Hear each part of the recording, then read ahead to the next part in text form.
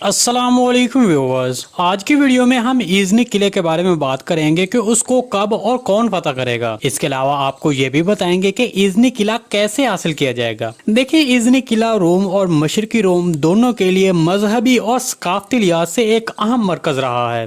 दर हकीकत बाज़ंतीनियों के लिए ये बहुत ही अहमियत का हामिल था। इसलिए बाज़ंतीनी शहनशाह ने थोड़ी देर के लिए यूनानी हमलों की वजह से अपना दारुल हुकूमत इस्तांबुल से इज़नी किले मुंतकिल कर दिया था, क्योंकि शहनशाह ये समझता था कि इज़नी किले की दीवारें मजबूत हैं और नाकाबिले तस्खीर हैं। इसलिए उस वक्त इज़नी किले को बहुत अहमियत दी गई थी। दूसरी तरफ उस्मान बे ने भी इज़नी किले की फतह पर खुसूसी तवज्जो देना शुरू कर दी थी, क्योंकि उस्मान बे चाहता था कि अगर इज़नी किला हासिल कर लिया जाता है तो बाज़ंतीनियों का एक अहम मकाम काट लिया जाएगा। इसी वजह से उस्मान बे ने अपना मरकजी दफ्तर सोगोस से यनी शहर मुंतकिल कर दिया था, ताकि वहाँ वो इज़नी किले के करीब हो सके। ताहम उसके बाद उस्मान बे ने इज़नी किले का मुहासरा करना शुरू कर दिया। तो जब उस्मान बे वो दीवारें अबूर करने में कामयाब ना हो सका, तो फिर उस्मान बे ने एक मुख्तलिफ रास्ता इख्तियार किया और इज़नी किले के साथ वाले जितने भी छोटे बड़े किले थे उन सबको फतह कर लिया और वहाँ पर तुर्कमान सरदारों को आबाद कर दिया। जिसके बाद इज़नी की तरफ बाज़ंतीनियों से पहुँचने वाली इमदाद रोक दी गई थी।